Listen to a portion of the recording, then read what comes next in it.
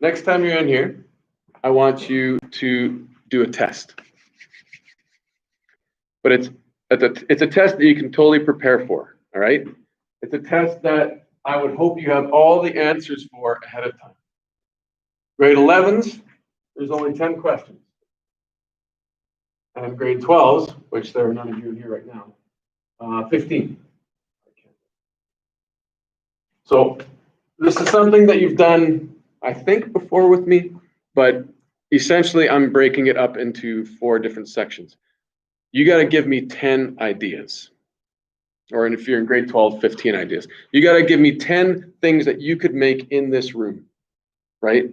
So for example, the 12s have it easy. One of their ideas is they need to do one of these big boards, right? So there's one big one back there that Emma's doing, and Carly did this one last year, and these are actually going up on the arena. I know, it's a big, huge, scary spider, which she calls cute.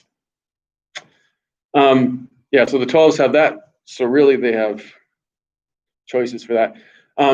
But yeah, 10 ideas means I want you to actually try and flesh it out a bit. So not just, I want to do a watercolor painting, or I'd like to use clay sometime. Because, yeah, I want you to research, and finding YouTube videos about what some artists do, that's a great idea. But even better is to go to the tree sap within you, if you know my tree metaphor, to dig deep down into things that you care about, your hobbies, your beliefs, things that make you mad, right? I'd like to avoid, my favorite cartoon character, Bart Simpson, and I'm just going to draw him 10 times in 10 different poses, because that's what I did, right? I was one of the worst art students in a classroom ever. Like, I just want to draw my Ninja Turtles, and that's it. Just leave me alone.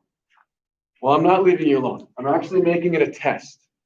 And the mark for this test will be 1/4, because we're going to do it 4 times, will be 1/4 of your, what is it? It's the blue poster, creating ideas, right? So just coming up with ideas is part of this course. I already talked about that. 10 ideas should look like this. I'm going to give you a piece of paper, and you're just going to go boom, boom, boom, boom. 5. And then the other side, boom, boom, boom, boom. So you just flip it over. And what I want is not just Bart Simpson. You guys even know what the Simpsons are? Is that already dated? No. You don't know the Simpsons? Some people don't. It's getting old. You're getting older. So I don't want just one word. I want this whole fleshed out idea. So let me tell you my idea, so I can tell you, like, this is the goal. Here's one idea. I want to paint, because I'm a painter. Don't feel intimidated by painting. I want to paint a big, like, 4x4 painting of somebody being underwater, and they've got their hand out in front of them, and they're reaching up, and then somebody's reaching down through the water to pull them out. So it's a very emotive pose, but it really is it's a unique perspective, right? You're looking up at something in the air. So it's kind of like you're seeing the bubbles of the other hand come down. And I want to see all the distortion. Like, I want to play around with that surface where there's the underwater and the above water, and that feeling of panic, and that feeling of feeling safe. And that's someone breaking that barrier and bringing you up. So that's really deep, but here's what I'm talking about. With your idea, you could type in you could even just not type in, you could draw it, right? Like, and the other guy's like reaching down, and I need that, like a little thumbnail drawing of it. But then even how you're gonna start, right? Like, for example, I used my daughter's GoPro, and I put my son in the pool, and I just did all these poses to get all these different ripples. And so I have like 30 photographs. I might only use 1 or 2, but that's the kind of research that might need to get involved in what you're doing. And then the right blues. I don't want it to be too depressing, where it's all dark blue. How do I create it kind of like an uplifting thing? So colors, media would be paint. You would need to figure out what you want to use, Because we got oil pastels, we got chalk pastels, we got watercolor paint. You could even use gum, different kinds of gum, chew it up in these COVID times. Like, I got blue gum here and I got pink gum there. And I don't know.